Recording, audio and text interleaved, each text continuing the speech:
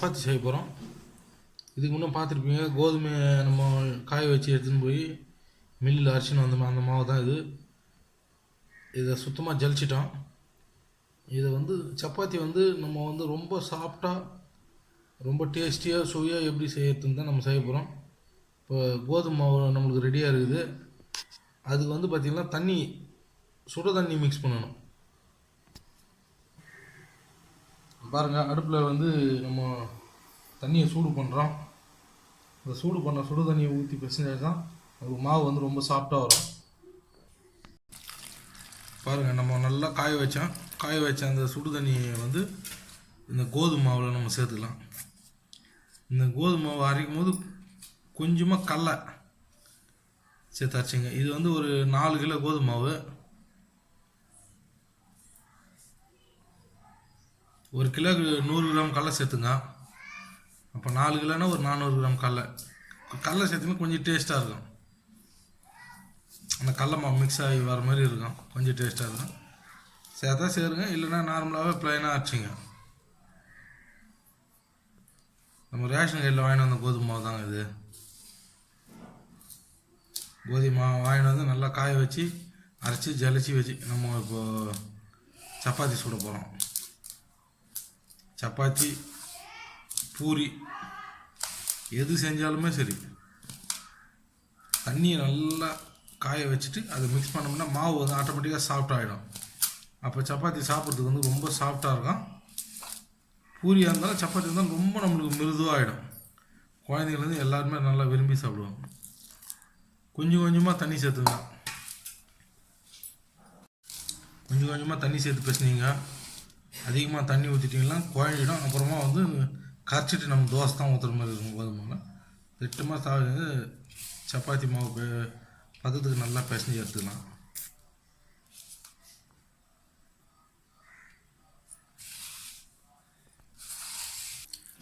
கொஞ்சம் கொஞ்சமாக தண்ணி சேர்த்து நல்லா சப்பாத்தி மாவு பசத்துக்கு நல்லா மீடியமாக பிசைஞ்சிங்க. இது ஒரு சூப்பர் டிப்ஸுங்க.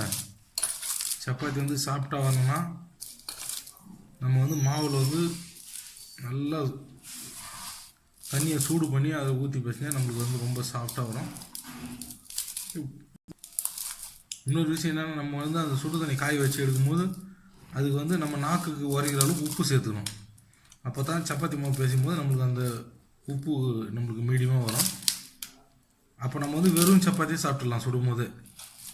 அப்போ அந்த உப்பு நம்மளுக்கு பதம் கரெக்டாக இருக்கனால சாப்பிட்றதுக்கு ரொம்ப டேஸ்ட்டாக இருக்கும்.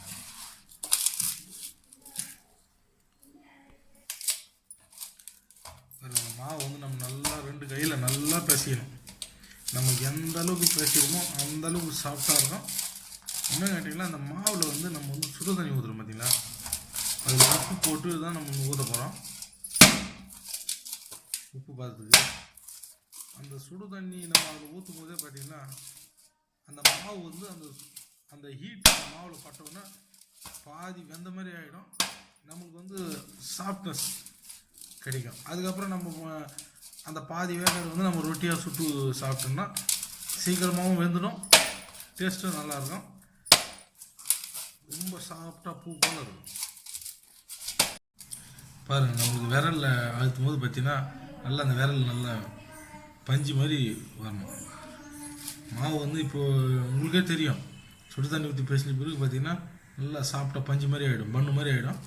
அப்புறம் என்ன பண்ணுங்கள், ஒரு மூடி போட்டு ஒரு 1/2 hour ஊற விட்டுருவோம். 1/2 hour ஊறினா அதுக்கப்புறமா இன்னும் சாஃப்டாகிடும். அதுக்கப்புறம் நம்ம ரொட்டி சுட்டுக்கலாம். பாருங்கள், சப்பாத்தி மாவு பிசைஞ்சு வச்சோம். ஒரு 1/2 hour ஆகிடுச்சு. 1/2 hour ஆகிட்ட பிறகு நம்ம அதை உருண்டை பிடிச்சி நம்ம ரொட்டி கட்டியில் ஊற்றிக்கலாம். பாருங்கள், இந்த மாதிரி உருண்டை பிடிச்சிடலாம். பாருங்கள், ரொட்டி கட்டியில் பாருங்கள், ஃபஸ்ட்டு ரவுண்ட் ஷேப்பில் ஊற்றிட்டு அதை 4ஆக மடிக்கணும். 4ஆக மடித்து அதுக்கப்புறமா நம்ம அது மேலே உருட்டுனா தான் நம்மளுக்கு சப்பாத்தி வேகும் போது லேயராக பிரிஞ்சு வரும். சப்பாத்தி ரொம்ப சாஃப்டாக இருக்கும். சுடு தண்ணி ஊற்றி 1/2 hour பிசைஞ்சு மாவை நல்லா ஊற வச்சு அதை பீடா மாதிரி உருண்டை பிடிச்சி சப்பாத்தியை உருட்டிட்டு அதை 4ஆக மடித்து அதுக்கப்புறம் ஊற்றணும்.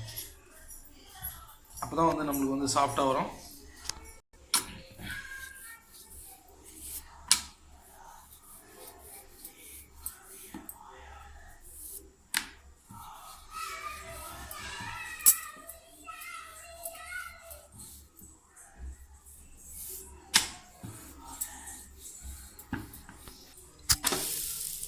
தோசை கல்லில் வந்து நம்ம அந்த உருட்டின சப்பாத்தியை போட்டுட்டோம். அது வேகட்டும்.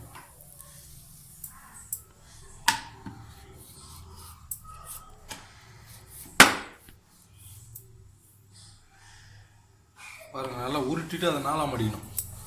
நாலாம் மடிச்சு ஊட்டினா தான் நமக்கு லேயர் லேயராக வரும், ரொம்ப சாஃப்டாக இருக்கும். இதே மாதிரி நம்ம வந்து எல்லா மாவையும் பீடாக பிடிச்சி நம்ம ஊற்றி நம்ம சப்பாத்தி சுட்டுடலாம். பாருங்கள், இப்போ தோசைகள் வந்து ஃபஸ்ட்டு ஆயில் போடாத தான் நம்ம சப்பாத்தி போட்டுக்கிறோம். அந்த சப்பாத்திக்கு மேலே திருப்பி போட்டு அதுக்கப்புறம் நம்ம ஆயில் அப்ளை பண்ணிக்கலாம். ஒரு வெங்காயத்தை பாதியாக கட் பண்ணிவிட்டு அதை ஒரு குச்சி செருவிட்டு நம்ம ஆயிலில் தொட்டு அதுக்கு மேலே தேய்ச்சிக்கலாம். ஃபஸ்ட்டு வந்து தோசைகள் வந்து ஆயில் போடாத தான் போட்டுக்கிறோம். ஒரு ஆயில் அப்ளை பண்ணி திருப்பி போட்டு மறுபடியும் நம்ம ஆயில் அப்ளை பண்ணிக்கலாம். ஃபஸ்ட்டு வெறும் தோசைகளில் போட்டோம்னா அப்புறம் சப்பாத்தி போட்டு 2 பக்கமும் ஆயில் தடி திருப்பி போட்டோம்னா எல்லாம் நம்மளுக்கு வெந்து வரும்.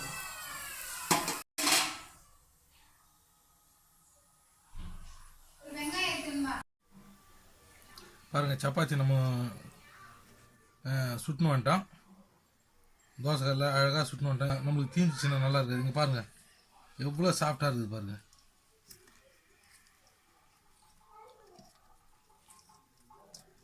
ரொம்ப சாஃப்டாக இருக்குதுங்க.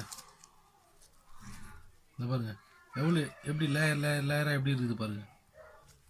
சின்ன குழந்தைங்க, சின்ன ஒரு வயசு குழந்தைங்க கூட அழகாக பிச்சு சாப்பிட்லாம். அந்தளவுக்கு ரொம்ப சாஃப்டாக பூ மாதிரி இருக்குதுங்க. எப்படி இருக்குது பாருங்கள். இது வந்து நம்ம அந்த சுடு தண்ணி ஊற்றி மாவு பேசினு இல்லைங்களா, எல்லாம் அந்தளவுக்கு வந்துருக்குது. எந்த அளவுக்கு லேயர் தெரியுது, எவ்வளோ சாஃப்டாக வந்துருக்குது பாருங்கள். குழந்தைங்க விரும்பி சாப்பிட்லாம். ரொம்ப ஹெல்த்தியானது கோதுமை மாவு. இதில் எந்த கலப்படமும் இல்லை. நீங்களே பார்த்துருப்பீங்க மாவு அரைச்சதெல்லாம். இதை வந்து டெய்லி நீங்கள் குழந்தைங்களுக்கு வந்து ஸ்நாக்ஸாக காலையில் டிஃபன் கொடுத்து அனுப்பலாம். நம்மளும் சாப்பிட்லாம். இது நம்ம டெய்லி சாப்பிட்டாலும் உடம்புக்கு ரொம்ப ஹெல்த்தி. சுகர் பிபி வராது, ரொம்ப நல்லதுங்க. எவ்வளோ சாஃப்டாக இருக்குது பாருங்கள். இதே மாதிரி நீங்களும் நம்ம எப்படி டிப்ஸை ஃபாலோ பண்ணி செஞ்சோமோ அதேமாதிரி நீங்களும் அதேமாதிரி மாவு அரைச்சி நீங்கள் ஃபாலோ பண்ணி செஞ்சீங்கன்னா சப்பாத்தி அவ்வளோ சாஃப்டாக இருக்கும். நீங்களும் வீட்டில் ட்ரை பண்ணி பாருங்கள். பாருங்கள், சப்பாத்திக்கு பாருங்கள், நாங்கள் வந்து காலிஃப்ளவர் குருமா செஞ்சுருக்கிறோம். இதுக்கு வந்து இது காம்பினேஷன் அவ்வளோ அருமையாக இருங்க.